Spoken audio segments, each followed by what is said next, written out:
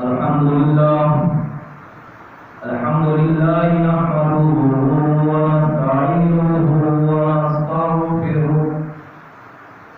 ونؤمن به ونتوكل عليه ونعوذ بالله من شرور أنفسنا ومن سيئات أعمالنا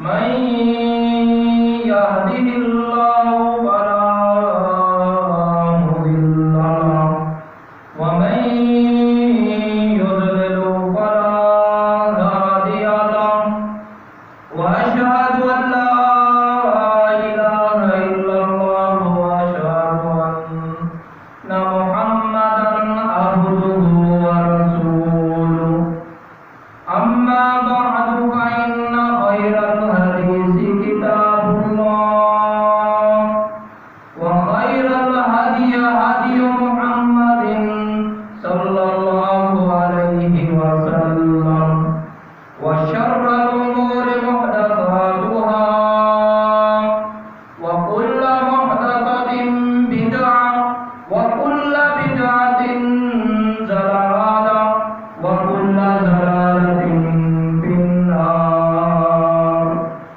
أما بعد فأعوذ بالله من الشيطان الرجيم بسم الله الرحمن الرحيم يا أيها الذين آمنوا أطيعوا الله وأطيعوا الرسول ولا تبطلوا أعمالكم صدق الله العظيم. تمام قسم کی حمد و ثنا کی دھیائی بڑھائی اللہ تبارک و تعالی کے لیے خاص لائق اور زیبا ہے.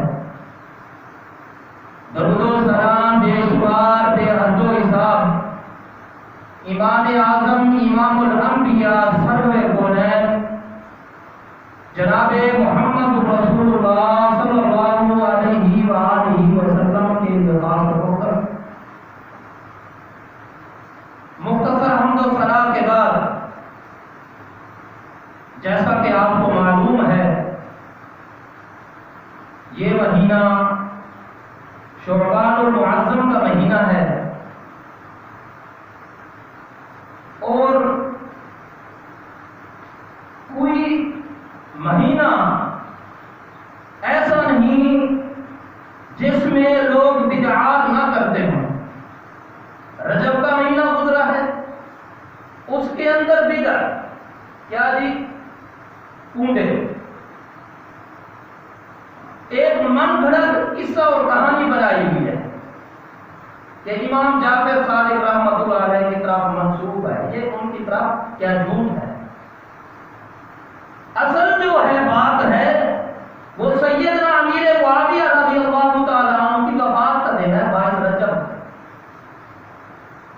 اور اس کے اندر لوگ پتہ نہیں طرح طرح کی بدعات کرتے ہیں.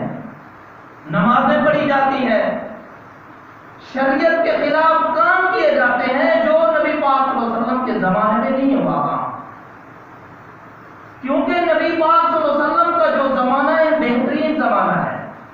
خیر القرون رسول اللہ صلی اللہ علیہ وسلم نے فرمایا کہ سب سے بہترین جو زمانہ ہے میرا زمانہ ہے. صحابہ کرام رضوان اللہ علیہم اجمعین کا زمانہ اس کے اندر یہ کام نہیں ہوا. صحابہ سے یہ عمل ثابت نہیں ہے اور تابعین سے یہ عمل ثابت نہیں ہے اور تبع تابعین سے بھی یہ عمل ثابت نہیں اور ائمہ سے بھی ثابت نہیں. لوگ کرتے ہیں بڑی محنت کرتے ہیں, مشقت کرتے ہیں, اس کا اجر و ثواب نہیں ملتا. ایک بندہ عمل کرتا ہے, نیکی والا کام کرتا ہے, اس کو اجر و ثواب ملنا چاہیے. بڑی محنت کرتا ہے, مشقت اٹھاتا ہے, تکلیف اٹھاتا ہے, اس کو اجر و ثواب ملنا چاہیے, لیکن اس کو اجر و ثواب نہیں ملتا. کیوں کہ وہ عمل میرے پیارے پیارے حبیب محمد رسول اللہ صلی اللہ علیہ وسلم کے طریقے کے مطابق نہیں ہوتا. آپ دیکھیے شعبان المعظم کا مہینہ شروع ہے اور اس کے اندر 15 شعبان المعظم جو 15 تاریخ ہے، رات کو پتنی چراغا کیا جاتا ہے، مٹھائیاں تقسیم کی جاتی ہیں، قبرستان، حلوے، یہ ساری کی ساری چیزیں نبی پاک صلی اللہ علیہ وسلم سے ثابت نہیں اور نہ صحابہ سے ثابت ہے اور نہ تابعین سے ثابت ہیں۔ یہ چیزیں یہ سب کے ہیں، بدعات ہیں، لوگوں نے اپنی طرف سے بنایا ہوا ہے، کیونکہ دین مکمل ہے، دین مکمل ہے۔ اللہ تبارک و تعالی نے سورہ انعام کے اندر فرمایا کہ میں نے دین کو مکمل کر دیا۔ دین اسلام کیا ہے؟ مکمل ہے، اور تمہارے لیے یہ دین مکمل ضابطہ حیات ہے۔ دنیا اور آخرت کی کامیابی اور کامرانی چاہتے ہو، دین اسلام کے مطابق زندگی بسر کرو، دین اسلام کے مطابق اپنی زندگی بسر کرو۔ سورہ محمد کے اندر اللہ تبارک و تعالی نے قرآن مجید کے اندر جہاں اللہ تبارک و تعالی نے اپنی فرمانبرداری کا حکم دیا ہے اور ساتھ ساتھ نبی پاک صلی اللہ علیہ وسلم کی فرمانبرداری کا حکم دیا ہے، پورا قرآن آپ پڑھ لیں، مطالعہ کریں، اس کے اندر جہاں اللہ تبارک و تعالی نے اپنی فرمانبرداری کا حکم دیا ہے، ساتھ نبی پاک صلی اللہ علیہ وسلم کی فرمانبرداری کا حکم دیا ہے۔ پورا قرآن آپ پڑھیں، مطالعہ کریں۔ ہم قرآن پڑھتے ہیں، اس کی طرف توجہ نہیں دیتے، اس کی طرف توجہ نہیں دیتے۔ رسول اللہ صلی اللہ علیہ وسلم کا فرمان ہے، حدیث کے اندر آتا ہے، صحیح حدیث ہے، قرآن یا تیرے لیے حجت بن جائے گا یا تیرے خلاف ہو جائے گا، تیرے لیے دلیل بن جائے گا، تجھے جنت میں لے جائے گا، اور تیرے خلاف بن جائے گا اور تجھے جہنم میں لے جائے گا۔ صحیح حدیث ہے، قرآن تیرے لیے دلیل بن جائے گا، حجت بن جائے گا اور تجھے جنت میں لے جائے گا۔ جو قرآن کے مطابق اپنا عمل نہیں بناتا اس کو جہنم کے اندر۔ اس لیے آج ہم قرآن کو صحیح معنوں میں سمجھیں، پڑھیں۔ باقی دنیا کی کتابیں ہم بڑی مطالعہ اور غور و فکر سے پڑھتے ہیں، اس کے اندر غور و فکر کرتے ہیں۔ کیا ہم نے قرآن پہ غور و فکر کیا؟ قرآن کو صحیح معنی زندگی میں زندگی گزر گئی ہے، صحیح معنوں میں ایم کر لیا، دنیا کی ڈگری حاصل کر لی، یہ سب سے بڑی جو اعلیٰ ڈگری ہے قرآن مجید کی، ہم نے اس کو دیکھا تک بھی نہیں، ہم نے دیکھا تک بھی نہیں ہے۔ اور سیدنا عمر بن خطاب رضی اللہ تعالیٰ عنہ، مومنوں کے خلیفہ دوم، دوسرے خلیفہ سیدنا عمر بن خطاب رضی اللہ تعالیٰ عنہ فرماتے ہیں کہ نبی پاک صلی اللہ علیہ وسلم نے فرمایا کہ یہ قرآن جو ہے یہ قوموں کو کیا کرتا ہے؟ بلندیوں کی طرف لے جاتا ہے، لوگوں کو بلندیوں کی طرف کیا لے جاتا ہے، جو قرآن کے مطابق عمل بناتا ہے، اور جو قرآن کے خلاف اس کا عمل ہوتا ہے، قرآن کے ساتھ اس کا تعلق نہیں ہے، ایسے لوگوں کو اللہ تبارک و تعالیٰ ذلیل و رسوا کرتا ہے۔ قرآن کے مطابق عمل نہیں ہے، ذلیل و رسوا کر دیتا ہے۔ قرآن مجید کے اندر اللہ تبارک و تعالیٰ نے رسول اللہ صلی اللہ علیہ وسلم کی فرمانبرداری کے ساتھ حکم دیا۔ دین کے معاملے کے اندر نبی پاک صلی اللہ علیہ وسلم اپنی مرضی سے نہیں بولتے، نبی پاک صلی اللہ علیہ وسلم کا فرمان اللہ تبارک و تعالیٰ کا فرمان۔ سورہ نجم کے اندر اللہ تبارک و تعالیٰ نے نبی پاک صلی اللہ علیہ وسلم کی زبان کی گارنٹی دی ہے، آپ کے بولوں کی، آپ کے فرمان کی، بات کی گارنٹی دی ہے۔ فرمایا کہ وما ينطق عن الهوى ان هو الا وحی یوحی۔ لوگوں تمہارے لیے اگر سیرت ہے، نمونہ ہے، مثال اور آئیڈیل ہے، وہ محمد صلی اللہ علیہ وسلم کی زبان۔ رسول اللہ صلی اللہ علیہ وسلم اپنی مرضی سے دین کے معاملے کے اندر نہیں بولتے، آپ تو وحی کے پابند ہیں۔ جبریل امین علیہ السلام وہ اللہ تبارک و تعالیٰ کی طرف سے پیغام دے کر آتے ہیں تو تم بولتے ہیں دین کے معاملے۔ رسول اللہ صلی اللہ علیہ وسلم کا فرمان اللہ تبارک و تعالیٰ کا فرمان ہے۔ اور محدث شاہ ولی اللہ رحمت اللہ علیہ فرماتے ہیں اس آیت کے تحت کوئی دنیا کے اندر ایسی شخصیت نہیں جس کی زبان کی گارنٹی دی ہو، اگر وہ شخصیت ہے وہ محمد صلی اللہ علیہ وسلم کی ذات، جس کی زبان کی اللہ تبارک و تعالیٰ نے گارنٹی دی ہے، یا اپنی مرضی سے نہیں بولتے، اللہ تبارک و تعالیٰ بلواتا ہے تو تب بولتے ہیں۔ اللہ تبارک و تعالیٰ نے مومنوں کو حکم دیا، ایمانداروں کو، اہل ایمان کو فرمایا کہ اللہ اور اس کے رسول کی اطاعت پر، فرمانبرداری پر، ولا تبطلوا اعمالکم، اپنے اعمالوں کو تباہ و برباد نہ کرو، اللہ اور اس کے رسول کی نافرمانی کر کے اپنے اعمالوں کو تباہ و برباد نہ کرو۔ انسان دنیا کے اندر ہے، اس کا ایک مقصد ہے، انسان دنیا کے اندر کوئی چیز بناتا ہے، اس کا ایک مقصد ہوتا ہے۔ اللہ تبارک و تعالیٰ نے ہمیں بنایا ہے، ہمارا کوئی نہ کوئی مقصد ہے۔ ہمارا مقصد کیا ہے؟ اللہ تبارک و تعالیٰ کی عبادت، اللہ تبارک و تعالیٰ کی توحید اور محمد صلی اللہ علیہ وسلم کی فرمانبرداری کی اطاعت۔ دنیا اور آخرت کے اندر کامیابی اور کامرانی ہم اگر چاہتے ہیں، دنیا اور آخرت کے اندر کامیابی اور کامرانی یہی ہے کہ ہم صحیح معنوں میں قرآن و حدیث کے مطابق عمل، جو اللہ تبارک و تعالیٰ کا فرمان ہے، جو رسول اللہ صلی اللہ علیہ وسلم کا فرمان ہے، اس کے مطابق ہم عمل بنائیں اپنا۔ دنیا اور آخرت کے اندر کامیابی اور کامرانی ہے، اور رسول اللہ صلی اللہ علیہ وسلم کی مکمل زندگی، چاہے وہ نبوت سے پہلے والی زندگی اور نبوت کے بعد والی زندگی، مکمل 63 سالہ زندگی ہمارے لیے نمونہ ہے، مثال اور آئیڈیل ہے۔ آپ کی مکمل 63 سالہ زندگی، نبوت سے پہلے والی زندگی اور نبوت کے بعد والی زندگی، وہ ہمارے لیے سیرت، صورت ہے، اسوہ حسنہ ہے، آئیڈیل اور مثال ہے۔ دنیا اور آخرت کے اندر کامیابی چاہتے ہیں تو محمد صلی اللہ علیہ وسلم کی زندگی کو دیکھو۔ جو کچھ آپ صلی اللہ علیہ وسلم نے عمل کیا ہے، اس کے مطابق ہم اپنا عمل بنائیں، ورنہ اگر سنت کو نہیں اپنائیں گے، طریقے کو، رسول اللہ صلی اللہ علیہ وسلم کے طریقے کو نہیں اپنائیں گے، تو رسول اللہ صلی اللہ علیہ وسلم ہر خطبے میں یہ بات فرمایا کرتے تھے۔ آپ کا یہ خطبہ ہوتا تھا، خطبے کے اندر یہ ارشاد فرمایا کرتے تھے، فَإِنَّ خَيْرَ الْحَدِيثِ كِتَابُ اللَّهِ، سب سے جو بہترین بات ہے وہ اللہ تبارک و تعالیٰ کا۔ فَإِنَّ خَيْرَ الْحَدِيثِ كِتَابُ اللَّهِ وَخَيْرَ الْهَدِيِ هَدْيُ محمد صلی اللہ علیہ وسلم، اور بہترین طریقہ وہ محمد صلی اللہ علیہ وسلم کا طریقہ ہے۔ لوگوں نے اپنی طرح کے طریقے بنائے ہوئے ہیں، لیکن طریقہ جو ہے بہترین طریقہ وہ کیا ہے؟ محمد صلی اللہ علیہ وسلم۔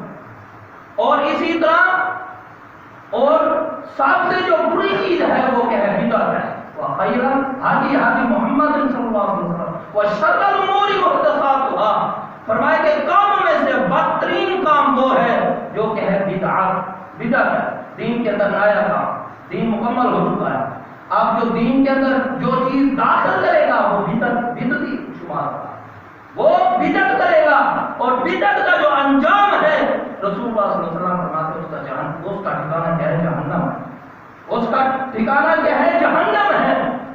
اور صحیح بخاری کے اندر حدیث موجود ہے، رسول اللہ صلی اللہ علیہ وسلم کا فرمان ہے، قیامت والے دن ایسے لوگ آئیں گے،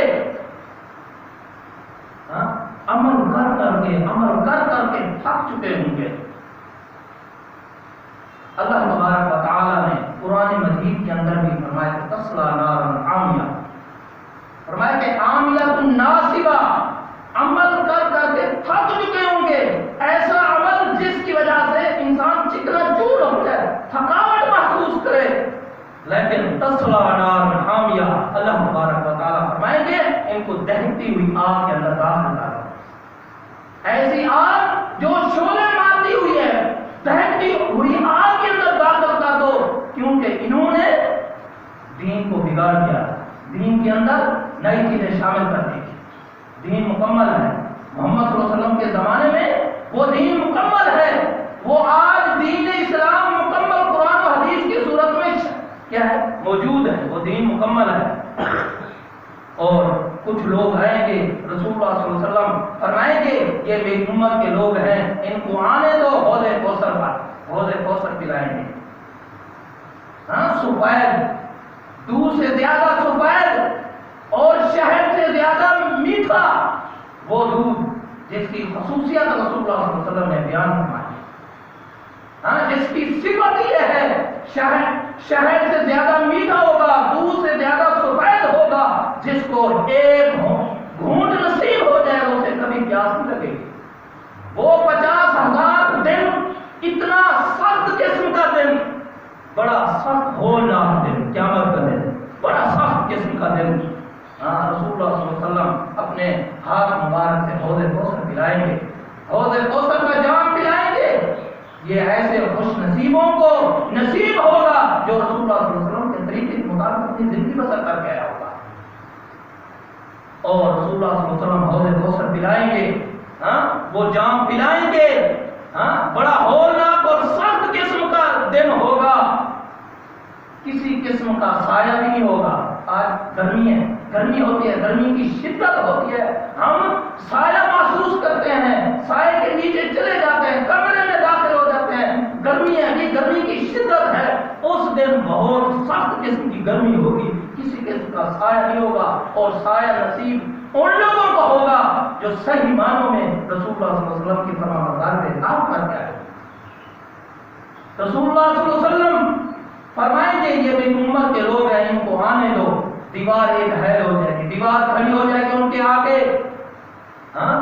اور فرشتے کہیں گے اے اللہ کا رسول، یہ بدبخت اور بد نصیب وہ لوگ ہیں جو آپ کے جانے کے بعد انہوں نے دین کو، دین کی حلیہ کو، دین کی شکل کو بگاڑ کے رکھ دیا تھا. رسول اللہ صلی اللہ علیہ وسلم فرمائیں گے صحبتاً صحبتاً لمن غیر بعدی، مجھ سے دور کرو، ان لوگوں کو دور کرو مجھ سے. اور فرشتے ایسے لوگوں کو پکڑ کے جہنم کے اندر ڈال دیتے ہیں جنہوں نے دین کے اندر اپنی منمانی کی، دین کے اندر دین کو بگاڑ کے رکھ دیا، دین کا جو اصل حلیہ تھا اس کو بگاڑ کے رکھ دیا، اصل جو شکل. تو آئیے ہم صحیح معنی میں دین کو سمجھیں، اس کے مطابق اپنا عمل بنائیں، اور ایسے لوگوں کو ڈرنا چاہیے، ایسے لوگوں کو خوف کھانا چاہیے. اللہ تبارک و تعالیٰ فرماتے ہیں فَلْيَحْذَرِ الَّذِينَ يُخَالِفُونَ عَنْ أَمْرِهِ، فرمایا کہ ان لوگوں کو ڈرنا چاہیے جو اللہ تبارک و تعالیٰ اور اس کے رسول کے حکم کی خلاف ورزی کرتے ہیں، مخالفت کرتے ہیں، اللہ اور اس کے رسول کے حکم کی فرمان کی مخالفت کرتے ہیں.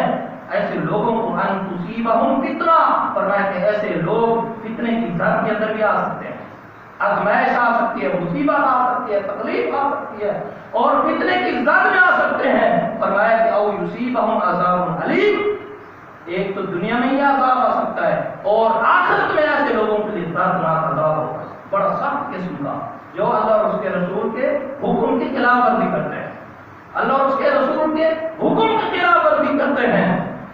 فرمایا کہ وَمَن يَعْصِ اللَّهَ وَرَسُولَهُ، فرمایا جو اللہ اور اس کے رسول کی نافرمانی کرتا ہے فقد ضل ضلالا مبینا، فرمایا کہ تحقیق ایسا شخص گمراہ ہو گیا، اور گمراہ بھی واضح کھلا گمراہ ہے جو اللہ اور اس کے رسول کے حکم کی خلاف ورزی کرتے ہیں. تو آئیے ہم وہ عمل کریں جس میں رسول اللہ صلی اللہ علیہ وسلم کی مہر اور تصدیق ہو کہ رسول اللہ صلی اللہ علیہ وسلم نے یہ عمل کیا ہے. آپ 15 شعبان کو لوگ ساری رات قیام کرتے ہیں، حدیث سے ثابت نہیں ہے. دن کا روزہ رکھتے ہیں، حدیث سے ثابت نہیں ہے. ایک بات ہے، ایسے لوگوں کی بخشش کی جاتی ہے جو مشرک نہیں ہوتے، جو شرک نہیں ہوتے. فضیلت ایک آئیے حدیث کے اندر، جو شرک کرنے والے نہیں ہوتے، اللہ کی توحید کے ساتھ ان کا تعلق مضبوط ہے، اللہ کے ساتھ تعلق مضبوط ہے. دوسری چیز جو لوگوں کے خلاف، یعنی لوگوں کے لیے ان کے اندر، ان کے دل کے اندر کینہ اور بغض نہیں ہے، کینہ اور بغض اور دشمنی عداوت نہیں ہے، ایسے لوگوں کی بخشش ہو سکتی ہے. باقی ساری رات جاگنا، قیام کرنا، مخصوص نماز پڑھنا، دن کا روزہ رکھنا، یہ نبی پاک صلی اللہ علیہ وسلم سے ثابت نہیں ہے. نہ یہ صحابہ نے کیا ہے، نہ تابعین نے کیا ہے، نہ تبع تابعین نے کیا ہے. اور اس کو لوگ کہتے ہیں یہ فیصلے والی رات ہے، فیصلے والی رات ہے، اور مبارک رات ہے. جو مبارک رات ہے وہ لیلۃ القدر کی رات ہے، جو برکتوں والی رات ہے، برکتوں والی. آخری پاک راتیں، آخری پاک راتیں 25، 23، 25، 21، 29 اور 27 یہ 5 راتیں. قرآن مجید ایک جگہ اس کا کیا ہوتا ہے، اختصار ہوتا ہے. قرآن مجید جو ہے اپنی خود تشریح کرتا ہے. ایک کے اندر، ایک آیت کے اندر، سورہ دخان کے اندر اللہ تبارک و تعالیٰ نے فرمایا کہ مبارک رات، مبارک برکت والی رات، اور اس کی جو تفسیر ہے، اس کی جو تشریح ہے، اور جگہ اِنَّا أَنزَلْنَاهُ فِي لَيْلَةٍ مُبَارَكَةٍ. وہ رات کیا ہے؟ لیلۃ القدر والی رات ہے، اس کی بہت بڑی فضیلت ہے، اور یہ رات نہیں شب برات والی رات نہیں، اس کی وضاحت اور جگہ ہے، وہ لیلۃ القدر والی رات ہے۔ تو آئیے ہم وہ عمل کریں جو نبی پاک صلی اللہ علیہ وسلم کے طریقے کے مطابق ہو، اور نبی پاک صلی اللہ علیہ وسلم سے ثابت ہے، نبی پاک صلی اللہ علیہ وسلم رمضان کے بعد شعبان کے اندر روزے رکھتے تھے۔ یہ مخصوص دن کر لینا، ایک مخصوص مثلا جمعہ کا دن ہے اس کو مخصوص کر لینا، یہ ثابت نہیں ہے۔ اس کی رات مخصوص کر لینا، ایام 20 کے دن ہے 13 14 15، یہ نبی پاک صلی اللہ علیہ وسلم سے ثابت ہے یہ روزے رکھنا۔ اور نبی پاک صلی اللہ علیہ وسلم شعبان کے اندر روزے رکھتے تھے۔ آپ سے عرض کیا گیا، پوچھا گیا آپ شعبان کے اندر کیوں روزے رکھتے ہیں؟ رسول اللہ صلی اللہ علیہ وسلم نے فرمایا کہ یہ وہ مہینہ ہے لوگ اس کے اندر غفلت کا شکار ہو جاتے ہیں، لوگ اس کے اندر غفلت کا شکار ہو جاتے ہیں، لہٰذا میں شعبان کے اندر آپ کثرت سے روزے رکھا کرتے تھے۔ باقی 15 دن کا 15 شعبان کا مخصوص کر لینا یہ حدیث سے ثابت نہیں ہے، یہ صحابہ سے اور تابعین سے ثابت نہیں ہے۔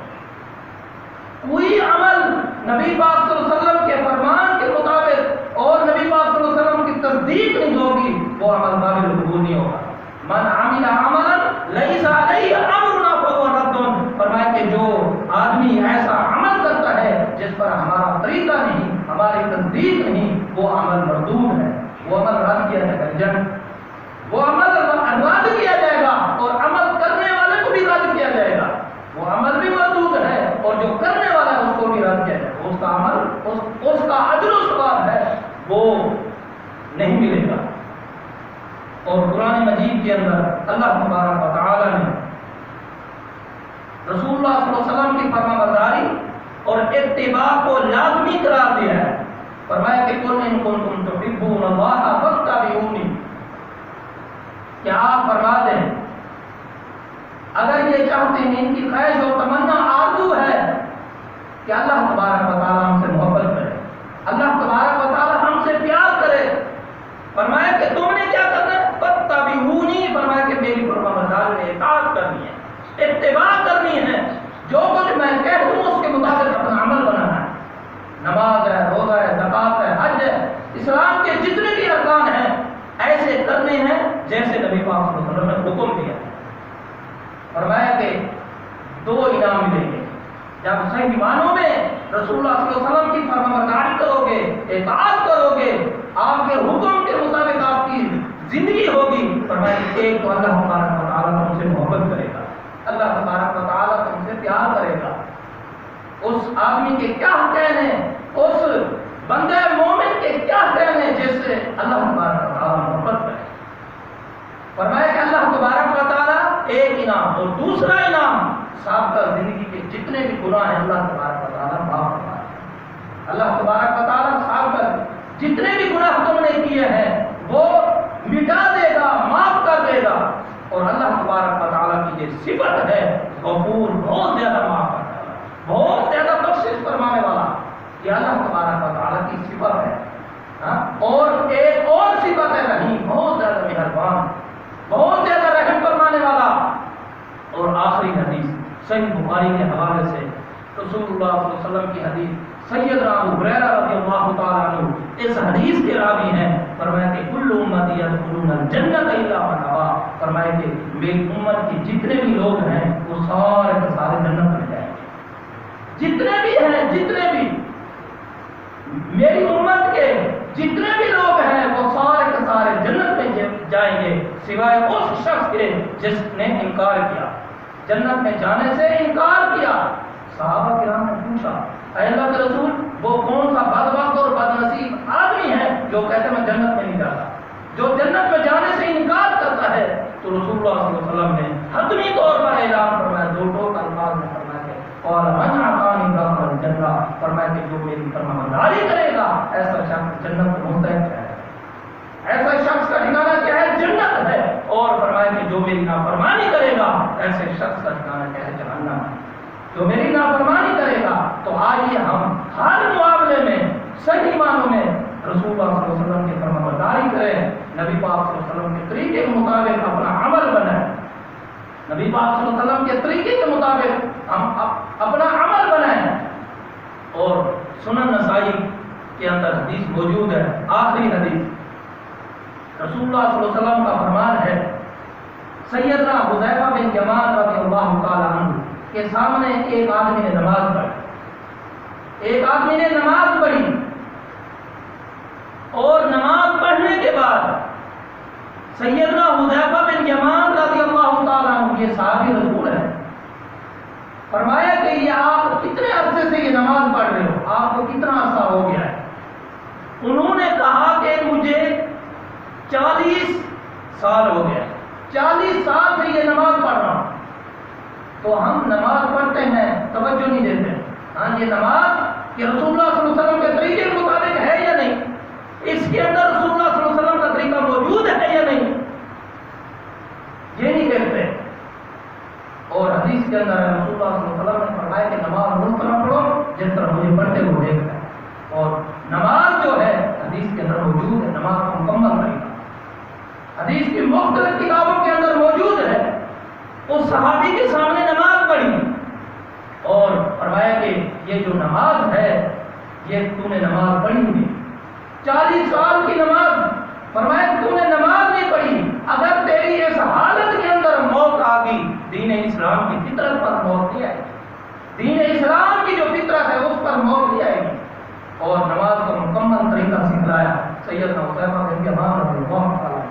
اور ایک طرف 2 رکعت نماز، اور یہ بھی سنن نسائی کے اندر حدیث موجود ہے، رسول اللہ صلی اللہ علیہ وسلم نے فرمایا کہ جو آدمی مکمل صحیح طرح وضو کرتا ہے، جس طرح میں نے وضو کا حکم دیا، جس طرح میرا طریقہ ہے، میرے طریقے کے مطابق وضو کرتا ہے اور 2 رکعت نماز پڑھتا ہے، اللہ تبارک و تعالی میری طریقے کی برکت سے، میرے طریقے کے مطابق عمل کرنے والا وہ آدمی، اللہ تبارک و تعالی اس کے ساتھ کا زندگی کے گناہ کو معاف فرما۔